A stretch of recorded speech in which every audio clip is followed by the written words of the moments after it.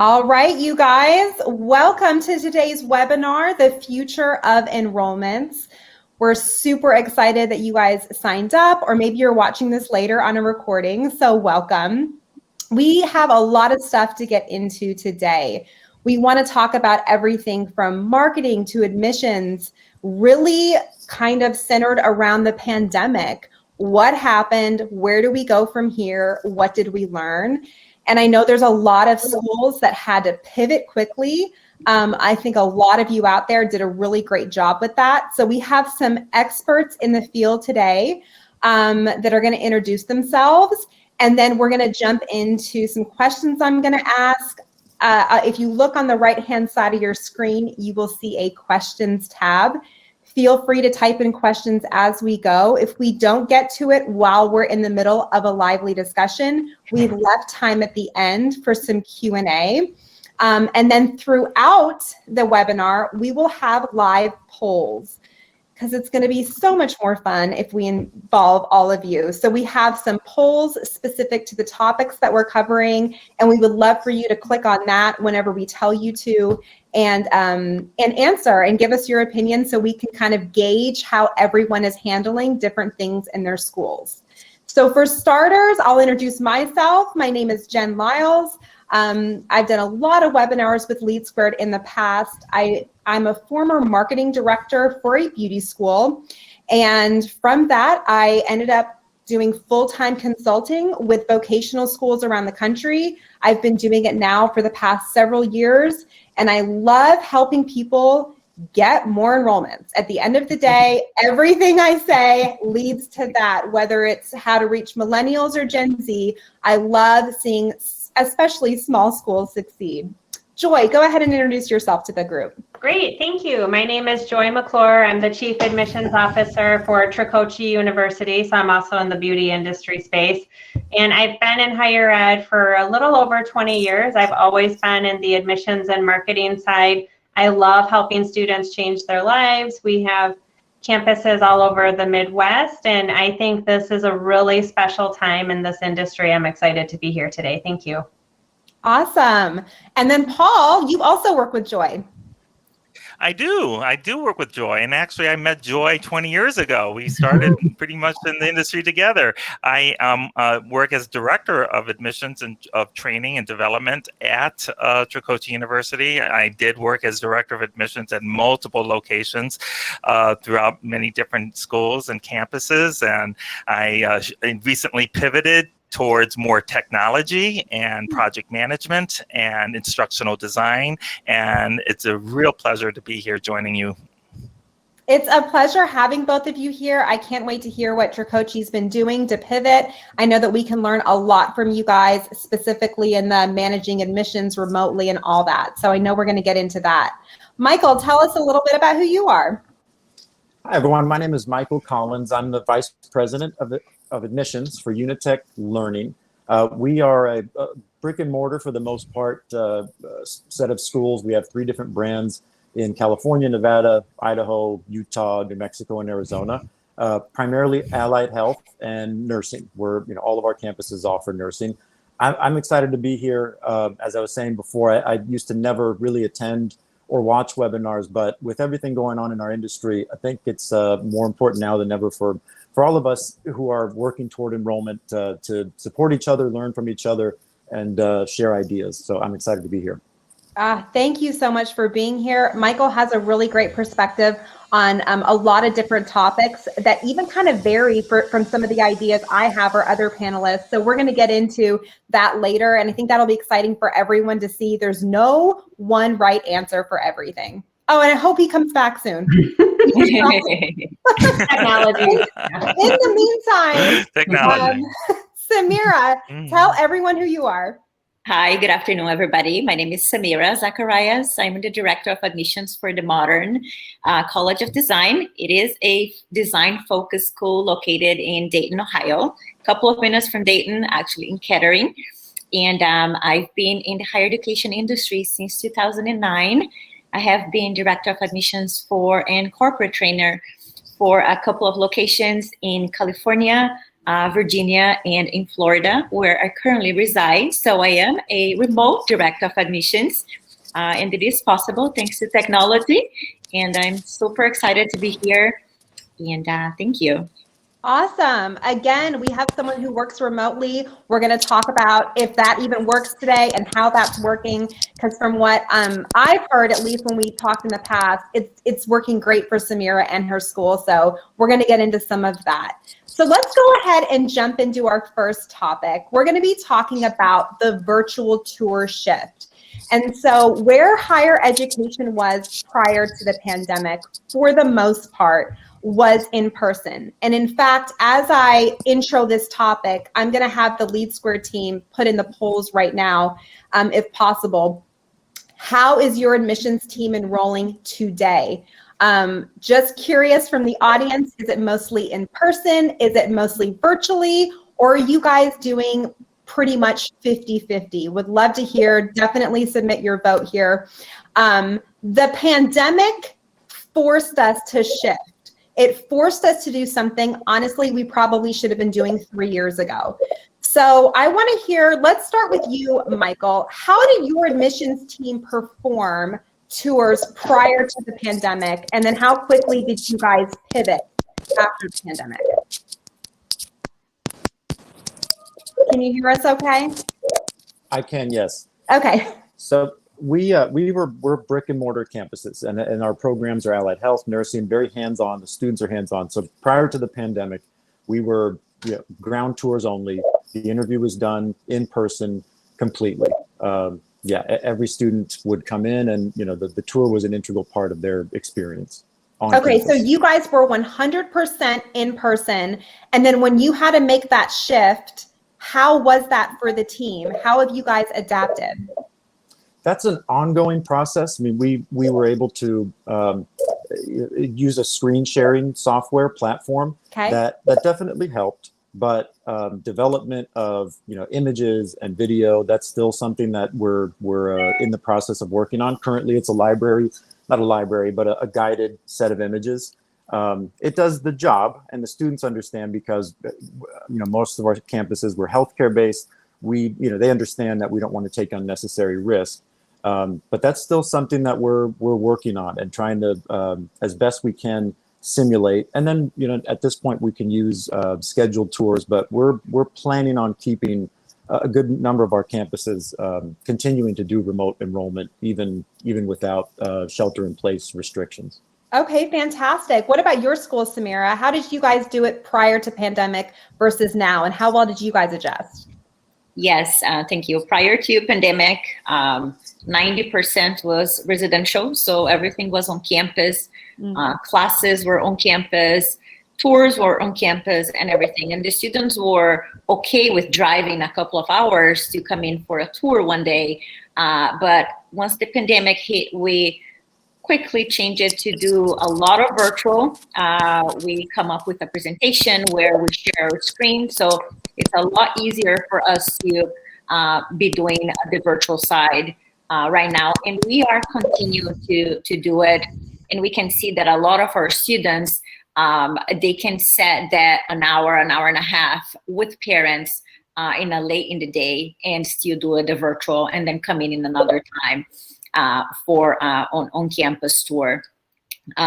So right now we don't see the virtual going away at all because it's a lot more convenient for students as well. And you don't have to be waiting get a parent to drive to the school or anything like that. We can get everything started virtually. So it definitely helps us on appointment volume and using the technology definitely assists a lot more.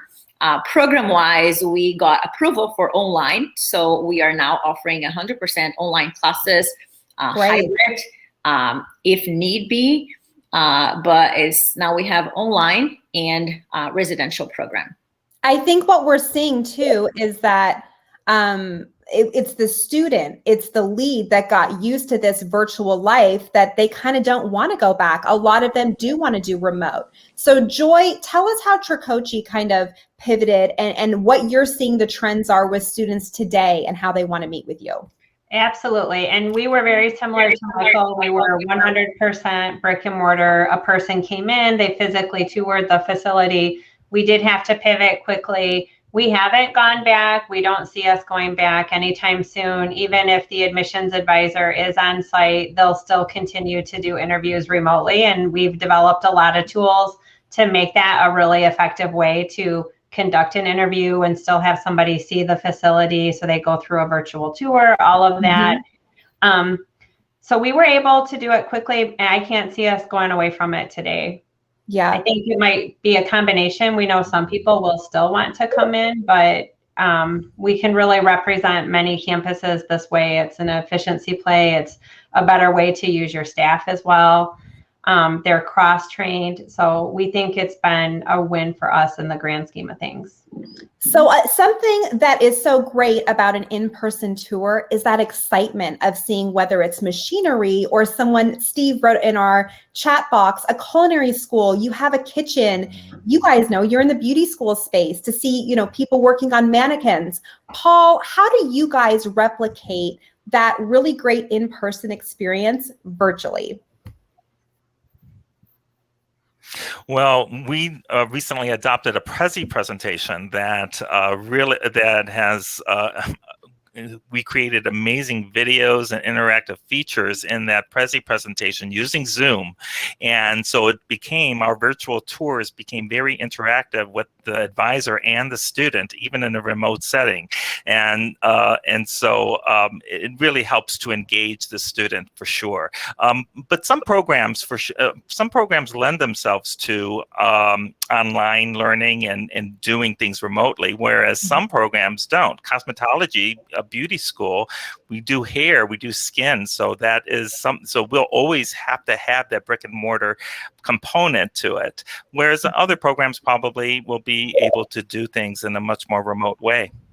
Yeah, absolutely. I want to go to the questions really quick on the side because the LeadSquared team put up something, and it was actually a question that someone asked in the chat. This again is for everyone to answer. Everyone who is on this right now, please jump over to the questions if you're a participant and maybe type in your answers. But curious to know how everyone's show rate is in person versus virtual. Would love to hear from Joy on this. How were you guys sort of measuring success in the way of shows in person versus virtual? Absolutely. I think it's a really great question because we were a little surprised about how our KPIs have shifted. When we build out our budget for the whole year, it's a very complex model. It's admissions math, if you will. And we were expecting at least a 50% show rate for the appointment for the person to show up. Mm-hmm. Since we've gone remote, it's gone up 10 to 20%. We're seeing 60 to 70%. So the show rate has drastically improved. I'm sure it's much easier for someone. And as Paul shared, they still have to, we see them, they see us, we can read their body language. So it's not just like a telephone call, but our show rate has improved 10 to 20%. Fantastic. And then Samira, you are managing a team of admissions people remotely. Yes. How are you doing that? How are you making sure they're working and not sleeping or watching TV? I do run a lot of reports. I do love to see their production. First of all, there's a lot of handy reports that we can see real time what they're doing. We can listen to their conversations if needed. And we are always connected, either via Zoom or we use Microsoft Slack that we can communicate all day. We can see who is available. I have access to their calendar. And majority of my team is on campus. I do have people working remotely as well because they live in different places. High school recruiters that they are located in different territories, but definitely a lot of reports and a lot of communication with them and expectations as well. I love that you said Slack. Carol Ann also wrote in the chat that she loves Slack. I know so many schools use it. To me, it's one of the great platforms out there for your staff to interact with each other, send each other quick messages. Steve, yes, also said Microsoft Teams. That's another really great one to utilize so that your staff still feels that camaraderie and talking with each other. Michael, can you tell us a little bit about job satisfaction since your reps have gone remote? We're in a few different states, and in California, for example, everyone was thrilled to learn that we don't have plans of going back to the campus. For some of the other states where there hadn't really been restrictions for a very long time, so they hadn't really adjusted the way that some of our other campuses had to adjust to. So it's a mix at this point. Some people really miss the camaraderie and the time together, and we've had some sessions where we bring people back to the campus, and we're still helping them to adjust to it, because we do plan on, as some of us have already mentioned, staying remote, because there are a lot of advantages to it, especially if you're growing or if you have changes going on. You can distribute the workforce more. But it's a mixed bag. It's definitely been a challenge, but our managers have all we put in a lot of software and Microsoft Teams and other technologies in place to help with that. Yeah, I would love to hear from Paul, because I know you guys use LeadSquared, and I know, of course, everyone does on here. I love LeadSquared. There's a lot of great CRMs out there, but are there specific features in your CRM that allow you to better keep tabs or pull reports on your staff to make sure they're being productive? Oh my, yes. There is amazing report capability with CRM, with LeadSquared CRM in particular. A user can develop and create any list customized to their needs, however they want to make it, organize the list however they want to make it, and export the leads and put them into Excel spreadsheets. And if you want to do pivot tables on them, go at it. I know I love pivot tables. I do that all the time. I do it for all kinds of different ways. And so I'm able to, I can, speed to lead is something that we could easily determine. We can determine the solidity of future students, whether they're solid or shaky, and we can develop reports created with that. But just like anything else, I mean, users have to be users. There is a saying, garbage in is garbage out. So, you use a CRM if everyone is on the same page of using the CRM and putting valid and important data in the CRM, then the data and the reports that result will be amazing and use for anyone. Yeah, absolutely. And I think a lot of people, of course, most schools on here probably have CRMs. They just don't know the full capabilities of it. So again, really explore that with whoever your account manager is, no matter what CRM you use, to make sure you can really, do your due diligence in that way. I'm going to shift gears right now because I love that we've all been on the same page about this. Let's talk about something we're not on the same page, about, because I think it'll be really fun for the audience to see different perspectives. And I'm just super curious. I want to know what other people are doing out there. So again, thank you all for participating in the chat, the questions, and the poll. We're going to move on to Gen Z and sharing information.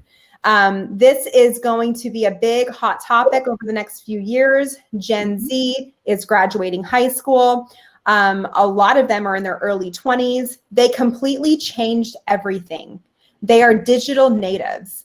And so we were so used to learning how to adapt to how to enroll a millennial that Gen Z just kind of came up and they know everything. They want questions. They have questions. They want their answers right away. Things are a lot different with this generation. So I'm going to have LeadSquared team put in the poll. Again, go over to the poll and please vote on this. I'm curious, do you share the cost of your program openly on your website? And I'm not talking about like, oh, you're going to have to, hunt around for it in the catalog. I'm really curious. We want to know, are you making it easy for people to find it, or are you making it kind of hard? So we have, yes, it's easy to find, kind of, it's there, but you really got to dig for it. Or another perspective, which is no, we prefer our admissions team to handle the cost questions, which I think is another really, great perspective. And I want to get everyone's opinion on it. So we're going to jump in. Where does your school fall into this discussion when it comes to sharing start dates, schedules, tuition costs, kind of those questions that were the good carrot to get people to come to an admissions appointment. Michael, we're going to hear from you first. Well, for our program mix, which I think this question is really important when you look at the program mix, because for our students, it's a certificate for a specific job or bust, right? So they've got to get into the job, and this is not a traditional, university or, 4-year, 2-year diploma or degree. So for us, we would still prefer to learn as much as we can about them before getting into the cost. Now with screen share capability and doing the career planning session remotely, it's not as much of an issue as it used to be. In other words, the student knows they're going to get to it. So at this point, we really haven't changed the general model, which we, from what I see, most schools that are offering a similar type of program mix are still doing. You can find it if you can find the catalog, but other than that, we're not upfront with it, because we'd rather learn about them first and make sure they're going into the right program first. I can appreciate that perspective. Sometimes it's, let me understand your pain points so that I can present the solution, and you won't be sticker shocked and you'll be able to see the value behind it. Samira, where do you guys fall on this spectrum? We are, yes, it's easy to find. Okay. Very easy to find tuition, very easy to find the amount of scholarship that we give out depending on your GPA. And I think also depends on our student demographic as well. We have a huge high school population. And I think those Generation Z, what we are going to talk in a little bit, they definitely do their research before requesting the information. They're very tech savvy. So a lot of the times when they come to us, they already have a lot of the information. So yes, it is easy to find. If parents or anybody, if they have any questions, obviously we will direct them to where it is if they want to see it. But we are full disclose. Okay. And I'm looking right now in the polls, and I'm seeing only about half of the participants are saying it's super easy to find. And then the other half kind of split up between you really got to dig for it, or the admissions is really they hold the key to that. So I would love to hear, Joy, what's your perspective on this? Yeah, ours is pretty easy to find. It's an FAC, so a frequently asked, or FAQ, sorry. So it's a frequently asked question part of it. And we really did A/B test it. We wanted to see how it impacted the bounce rate on our website. We know that our SEO or organic lead traffic is one of our best performing channels on the lead side. And when we were making the information easier to find, we definitely had people would stay longer on the site. They were more engaged and more likely to fill out a form requesting more information. If it was hard to find, we found they would bounce. So it improved our bounce rate, and that's partly how we made that decision. Okay. I like the perspective of you guys, again, testing that and seeing. I will tell you I'm a millennial. I like to pretend I'm Gen Z. I have a middle part. So I'm doing all the things, guys. I'm trying to be. I will say, I think a lot of times when you can't find a price, whether it's a car or a house or sunglasses, you're telling me it's too expensive from the jump before I even call you. And so that can be one thing to consider when it comes specifically to price. Another thing is people could just Google search it, right? Like, how much does the school cost? And what if other people are answering it incorrectly on like Yahoo Answers? Oh, that school, they're like 40 grand, but really you're half that. I would want to be in charge of my own information that gets out there. So I do come from a perspective of, I think it's better to put everything out there and then create more value propositions to help them understand that value. But I can see both sides of it. Paul, you've been in this industry a long time. When did you see this shift kind of happen? Because I'm sure you enrolled before. Oh, boy. Oh, yeah. There was definitely a time when no one really published well, and no for-profit organization published their tuition. That was really the case, and then I believe it shifted in the 2010s, around that time, and when the Gen Zs were coming into play. So so that does really speak to the kind of attitudes that people are having. Let's face it, we want to trust the organizations that we're dealing with, right? We want to feel trust whenever, if we're buying a house, if we're buying a car, if we're buying anything at all, we want to see the price, and so it doesn't lend itself to a question of why aren't you telling me, why aren't you being upfront with me, and so I think that's where the shift is really happening, where the attitudes towards trust over corporate America and trust over what we're doing on a daily basis. That's what, that's where the shift is occurring with a lot of the population. I love that you said that word trust too, because I really think it's the trust that Gen Z is looking for. They've been lied to, or they think they have been, by millennials or baby boomers, and they have trust issues. And, oh, you told me it was this, and there's all this, they grew up with fake news. They grew up with all of this. And sometimes it's better to be upfront. In the chat, Steve says clients are so much more informed than ever before. If you don't change, you're missing out. And again, we're not here to tell you guys this is the way to go. I really can see both sides, especially from an admissions standpoint of, if we are really expensive, it's kind of up to us to help evaluate the needs of that person. So I will just say, if you hadn't considered it, I hope that this discussion has kind of made you think about it. Maybe it's something you do, like what Joy just said, where you A/B test it. We're going to shift into another topic, and we're going to talk a little bit about video. Okay, so I'm going to have LeadSquared put our poll question up about video. Instagram, you guys just announced, by the way, this week that they're shifting their algorithm. They're going to be rewarding video over static image. Google has already done that.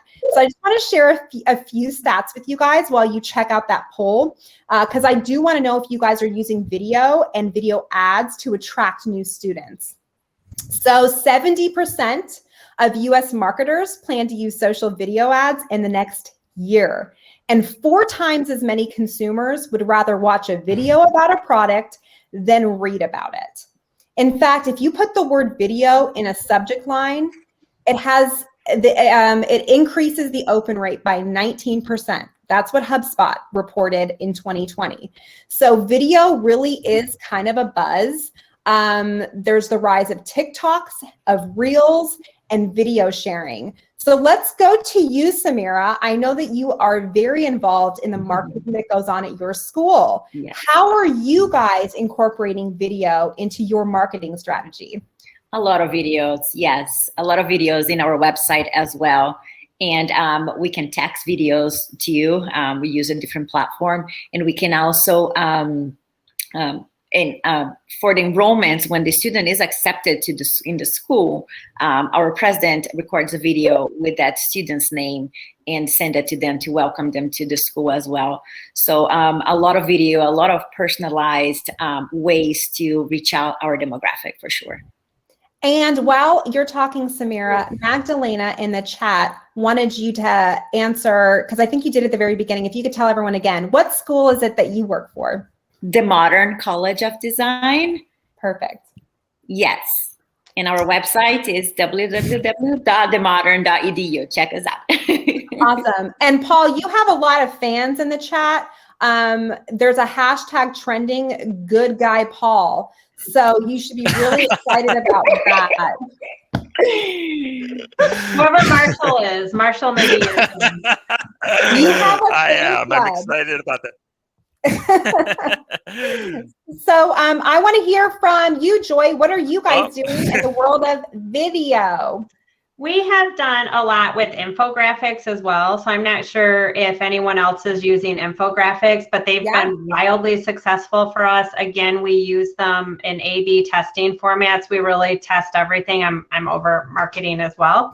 So we love data and we test everything. But we also have set up social media ambassadors at all of our locations, and we have 15 campuses. That way we have local user generated content, and it's a great learning experience for these ambassadors, and they're able to post the videos.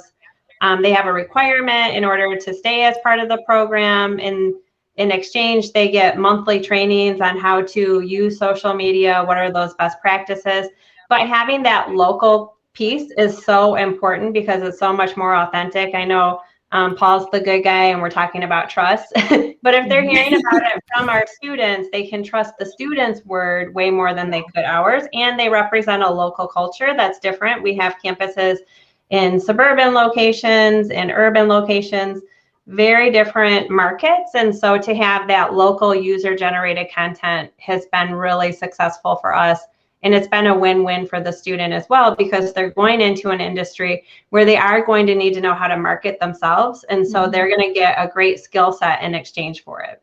I think that's great. A lot of our students, that's their portfolio, right? Is whatever they have on social media. Yep. And it's better coming from your students, right? 100%. I always say, don't brag about your school. Let your students brag about it for you. And it doesn't cost us anything. Yes, exactly. And it's less salesy that way. It's more trustworthy. So I think that's great. What about you, Michael? What are you guys doing in the world of video?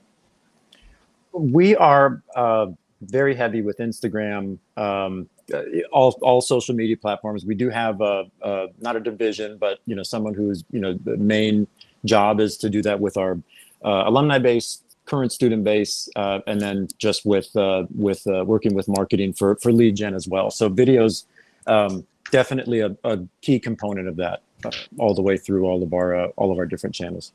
I love that you said lead gen, because I'm really hoping our schools on here are doing video ads. Static image ads are dying. No one wants to see it. You can just flip a magazine and get that, okay? You guys are on social media, you're scrolling your phone, use a video. Use something that catches people's attention. Even if it's just, like Joy said, something that a student filmed or having a testimonial from someone, the more video you can use, the better. And then I will say specifically for your website, so another stat is that if your site includes video, it's 50 times more likely to drive organic search results compared to text. This is because Google is rewarding video. So what you guys should be doing is go through your website, and for every piece of content you have on there, even if it's this is about my program, what is financial aid, you should have an accompanying video right next to it so that people have the option to hit video. Love hearing from you guys on this. While we're on the topic of video, I'm a TikToker. Go ahead and follow me. I love TikTok. It's so much fun. It's addicting. It's so addicting. Oh my God. It's addicting for several reasons.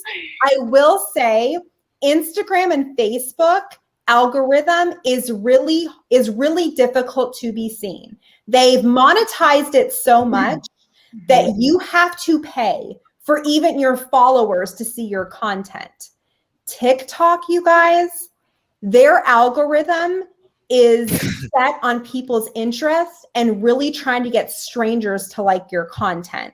And so I'm curious, go over to the polls. I'm curious if your school is using TikTok.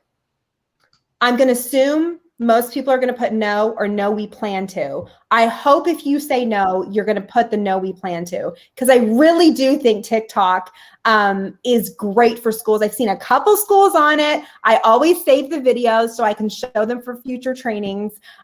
Joy, are you guys on TikTok? We use TikTok, and I think it again really speaks to our student group. That's our student group for sure. So they like to do different challenges, and absolutely. So if it's a quick, how to do a balayage, so we use it quite a bit. Love that. What about you guys, Samira? We do, not as much as I think we would like to, but yes, we do. We are starting to use a lot more. Yes. Okay, awesome. And I see that, Paul, can you hear me? Or are you gone? Yes. Maybe he's not there right now. He looks frozen, yeah. We'll give him a minute. I'll hear, but no. Oh, there you are. We can hear you. Paul, I'm just really curious. Can you hear me now? We can hear you. We cannot see you, but we can hear you. Just for your fan base, Okay. Do you have a personal TikTok where we can follow you, Paul? I don't think Paul. I don't think Paul has a TikTok. I've been encouraged to do it. And I'm like, I'm not trying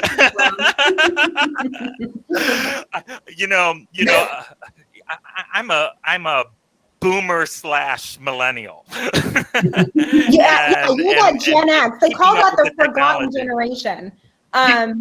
But we want to remember you. I would encourage you, Paul, to get on TikTok because I think a lot of people, even on this chat, would love to see you on there. Michael, are you guys using TikTok? That's in the works. We are not Awesome. as much similar to Samira, not as much as we would like to. We're local based, so we have to be cognizant of that. But yes, that's definitely now part of our mix. Fantastic. So here is my advice, just an idea for a TikTok video, is that, a lot of people do duets. And so that's really how the algorithm loves a duet. So you find an existing video already out there and you duet yourself talking next to it or being like, yeah, listen to her. She knows what she's talking about. If you could find someone in the industry that your school trains people to be, so if you're a culinary school, if there's a video out there of a chef saying, oh my God, I'm a chef, check out this food I made, or I make so much money, or I love my job, or whatever, you can duet yourself as a school with them saying yes, and you can come here obviously to get the training. So duets are a really, really great thing to do. And then like what Joy said, whatever's trending, if there's a song trending, if there's a dance trending, please don't you do it. Get your students to do it. And I think that will resonate well with your audience. All right, guys, we're going to move on to my favorite section, which is rapid fire questions. So this is for everyone. You can either answer in one word or you can answer in multiple sentences. Just don't be too long because we have several to get through. And then I'm going to have the chat up because I'm hoping as I'm answering these questions, you guys will go crazy and chime in too. So the first one is, did you pause your marketing spend last year when the pandemic hit? Joy. We did. We absolutely did. We worked old leads until we were really up and running. We probably didn't turn the marketing campaign back on until well into April. Yep. Okay. Samira? Did you pause? Absolutely not. We even increased our marketing because we felt that people were at home, quarantine, and what were they doing in the internet, using their phone. So that was the time for us to spend more money in digital marketing. Okay, great. Michael, increase or did you just stop for a minute? What did you guys do? We did for about 24 hours. So before the agencies could really fully shut everything down, we told them, no, we're going to keep it going. Okay, good. Let's go to, are you back to spending your full marketing budget? Paul. I believe we are. We're getting leads, more leads than ever before. So yes, the answer is yes. Fantastic. Samira. Yes, we are going to start high school season now in August. Great. Awesome. And we're going to get to that on our next section. Cannot wait. Y'all stay tuned because we have outreach coming. Michael, are you guys back to spending your full budget? Yes. Awesome. Do you guys focus? This is a good one. I mean, they're all good because I wrote them. Here's question 3. Do you focus your marketing budget mostly on digital, or do you also add some indirect marketing? Examples would be like billboards or bench ads or TV, that kind of thing. Joy. We're almost 100% only digital. We really don't do traditional. We do have high school outreach, but we wouldn't spend money on brand awareness at this point. It's all digital. Very interesting. What about you, Samira? We are digital for now, but we are looking to go back to the high school market that we were, that was our forte back then. Okay. And then Michael, what do you guys do? I would say we're about 95% digital. When we do traditional or things like billboards, it's really focused on maybe a new program or a new location, new branch, but it's got to be very strategic and have some solid reasoning behind it. Otherwise, we're all digital. Paul, do you guys do radio ads at all? No, we don't. We're 100% digital. Again, a little bit of high school outreach, but digital. It's all web. Yep. I love digital. I think owners like digital and marketing directors because you can measure the exact ROI. I spent this much. I got this many leads. This is my cost per lead. You can't do that with a billboard. And if I hear one more owner tell me that, like, oh, how much did this billboard bring us? Y'all, we don't know unless you just take it down. If you're doing multiple things, it's really hard to measure traditional media. You cannot put a direct lead number on it. It's almost nearly impossible. I am not against traditional. I am for indirect. I actually think it's great for brand awareness. I think it's great to get your name out. But do not be harping on your marketing director saying, how many leads did that billboard get? Y'all, we don't know. All right, next one. Did you experience more or less enrollments during the pandemic than you budgeted for, you set goals for? During the pandemic, more or less? Joy. We had a lot more. We actually saw year-over-year growth, record numbers for us. So we had really real improvement. We were so excited. Congratulations. Yeah, I know. Just wasn't sure what to expect, but people really did want to go back to school and to retool, and this gave them that opportunity. One door may be closed and this one opened, and they were home, like everyone was saying, so they were very responsive and eager to start a new career. So it was really a nice win for us, and we felt great being able to provide that for the students. So that's great. What about you, Michael? Were you guys more or less? Record number increase for nursing. For our lower level programs, our certificate level allied health programs, it was a decline. Okay, and Samira? 20% less during the pandemic, and now we are back on 20% more what we had the previous year. Okay, fantastic. So what I've heard from you guys, and honestly, it's what I've heard really in this industry, is it really depends on the industry, on the programs that you have, whether it went up or down. So that's great. What about leads though? Are your leads up or down year over year? And then I'm going to tell you guys after this one what's trending in higher education. Paul, are your leads up or down year over year? Up. We're definitely up year over year, and enrollments are up too as well. I think during the pandemic, the biggest issue was more about working with all the new social distancing rules and that kind of thing, and capacity issues. That was really the biggest issue. And thank you for answering that next one. So let's do that together. Your leads and enrollment, up or down year over year. Michael? Both are up. Both are up. Samira? Leads are slightly up, and I think enrollments are a lot better than just are doing a lot better than the comparison in leads in there. Awesome. So what I am seeing in higher ed is leads are going down and enrollments are going up. This is really happening kind of across the board. So I do love to hear that you guys are seeing an increase in leads. If you're on this webinar, just want you guys to know, don't feel behind because your leads are going down. That doesn't mean your enrollment has to go down, okay? And so what we're seeing a lot in the higher ed field is less people are willing to give their information to a lead form, but they're still enrolling. And so the ones that are giving their information generally convert a little better. They're further along in the buying cycle. So do not beat yourself up if your leads are down. That's okay. Enrollment, sometimes isn't dependent just on the amount of leads that you get in. I think we answered this at the beginning. Are any of your reps back to doing the campus in person? I think we answered that one already. I'm going to skip that one. Lastly, do you have live chat on your website? Paul. Not really. We do have a chat feature there. It's a third-party chat feature there, but not a chat feature that actually directs to significant person in the admissions department. Yeah. This is just, again, open discussion. Some people have it, some people don't. So what are you guys doing, Samira? Chat, yes or no? No chat on the website. We do have a robot that chats in one of the landing pages, but it's not on the website. Okay. And Michael? We have used chat in the past. Since we've gone to being able to do career planning, the interview remotely, we've moved away from it. Okay.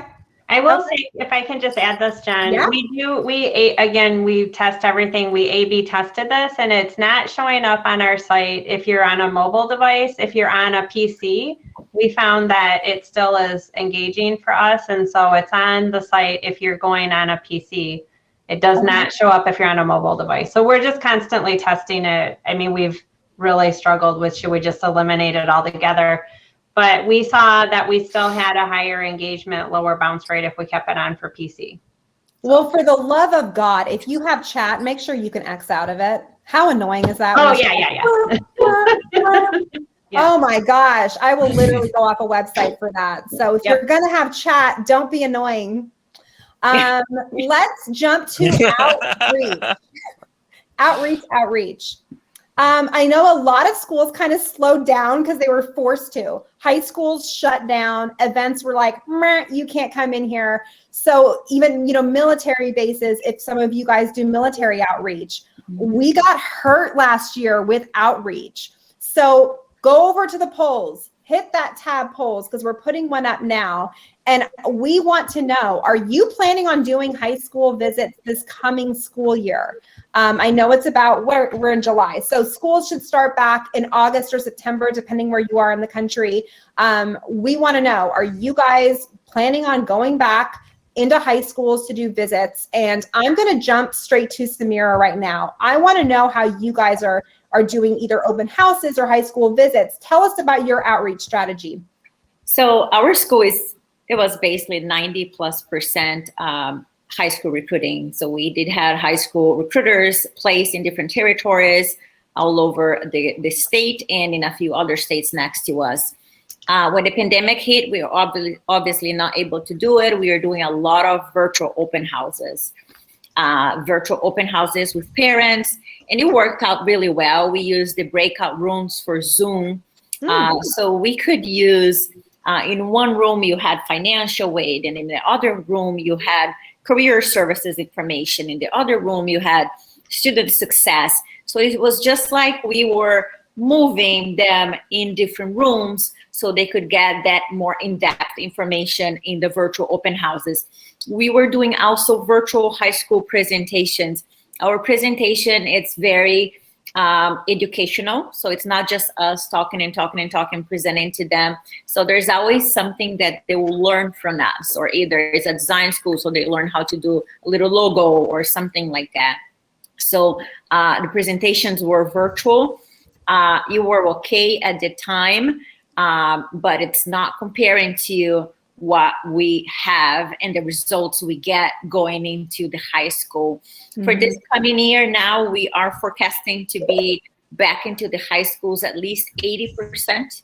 We have received a lot of invitations for fairs in the high schools. So we are really excited for that.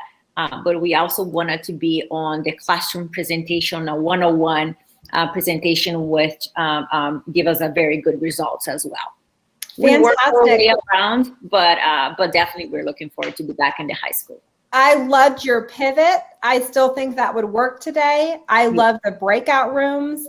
I think that's a fantastic idea. I see a lot of schools continuing to do virtual open houses or events. I love that you were able to not just have it lecture style one person. They could go into different rooms, get different attention. Michael, what are you guys doing in the way of outreach, or what were you doing through the pandemic?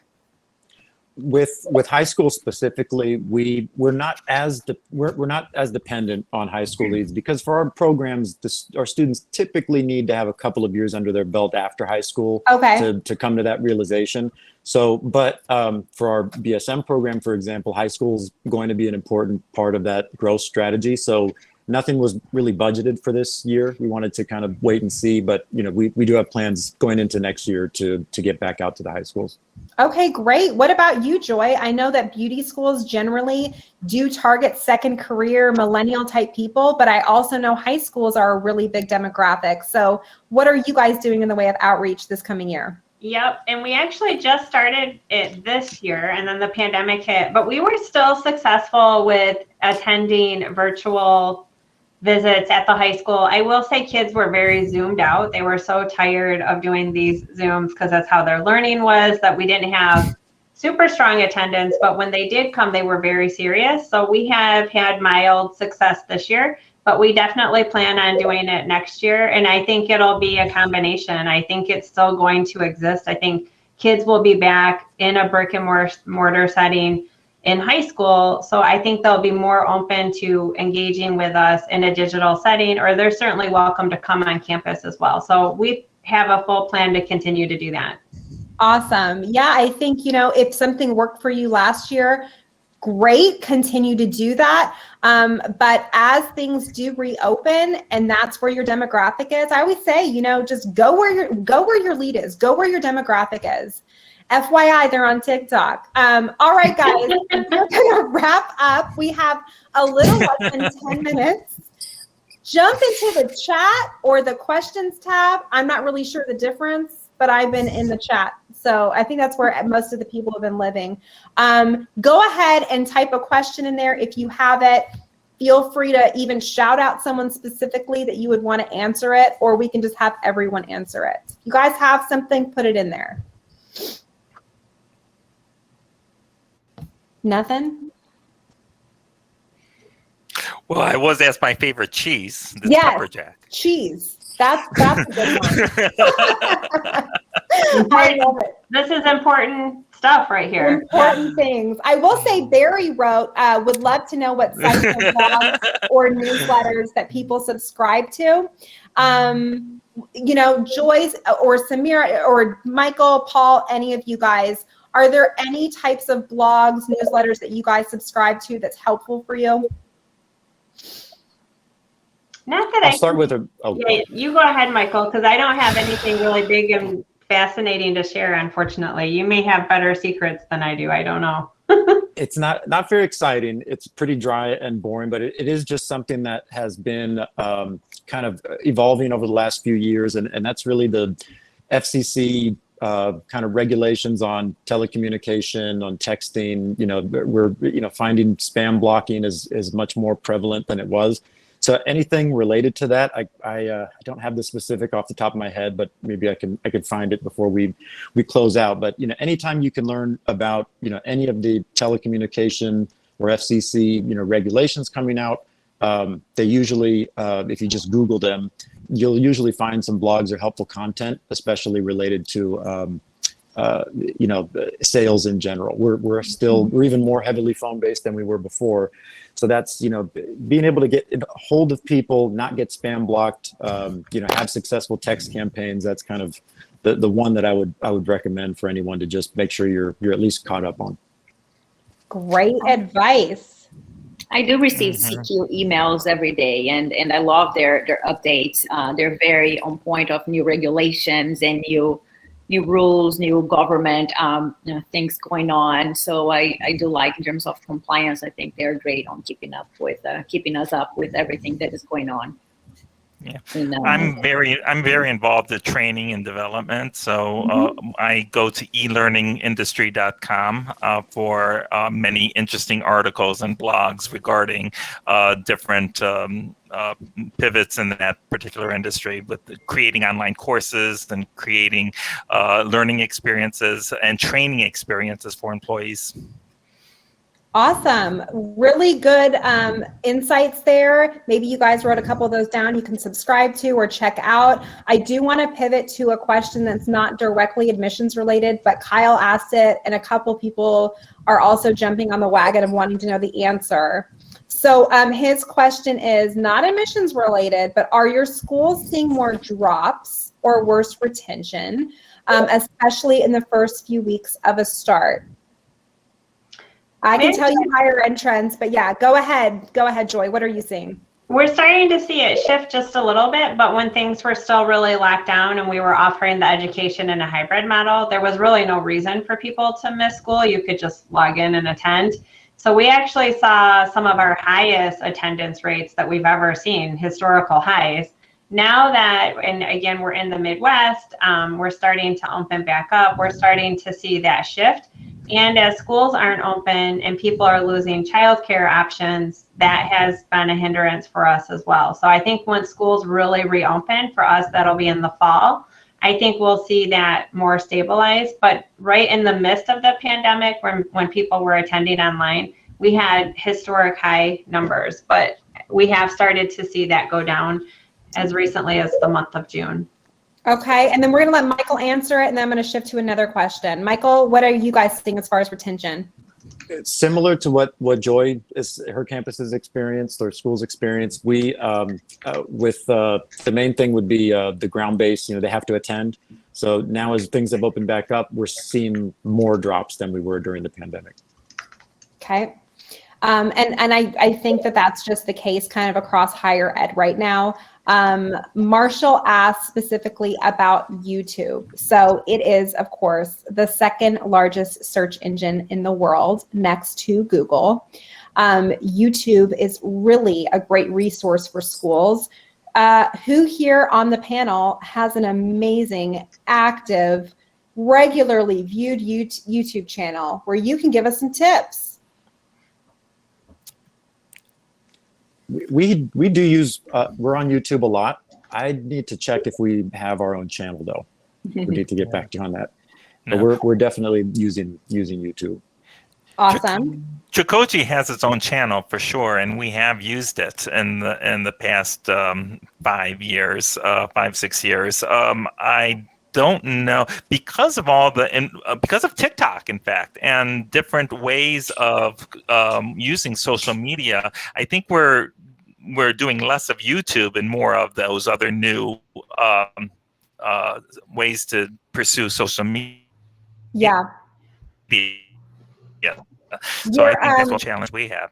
Yeah, one of the top searches on YouTube is always how-tos. And that's also another great trending topic all the time on TikTok. I really believe in using your content and repurposing it several different ways. For example, if you have a blog, like Joy had talked about at the beginning, infographics, turn every blog into an infographic so that people can at least look at a snapshot instead of reading paragraphs. Take that blog and make a video. So you have different types of content. So I would say the same thing as with YouTube. If you're going to do like an how to do FAFSA, something very simple, put it on YouTube, but you can also do a shorter 1-minute clip on TikTok and maybe a 15-second one on Instagram that pushes people to the link in your bio to find out more about this. So I think the more you can utilize your content in a variety of ways, especially with your video, with all the different platforms out there, do that. If you're going to make a TikTok, you better make a reel. And don't utilize your exact same TikTok in Instagram Reels. Recreate it, because the algorithm, again, wants to see that you're using Instagram audio, Instagram text, and that you're not just repurposing TikTok. So anyway, there's just some advice in that area, but I think that YouTube is really great for a lot of the hands-on schools, kind of the more fun if you're culinary, if you're cosmetology, I mean, you should be on YouTube, because that is, I mean, how many times are people searching makeup tutorials? Why not just have it come from your school instead of some 16-year-old girl who doesn't know what she's doing? Okay, guys, that takes us to our hour. We had such great engagement from all of the attendees, so thank you so much. And I want to personally thank everyone here on this roundtable. You guys did such a great job. You guys were amazing and so much fun. I think we should hang out again sometime. Cool. Agreed. It was great. Thank you, Jen. Thank you. All right, guys. We'll talk soon. Bye. Thanks, everyone. Bye. Bye.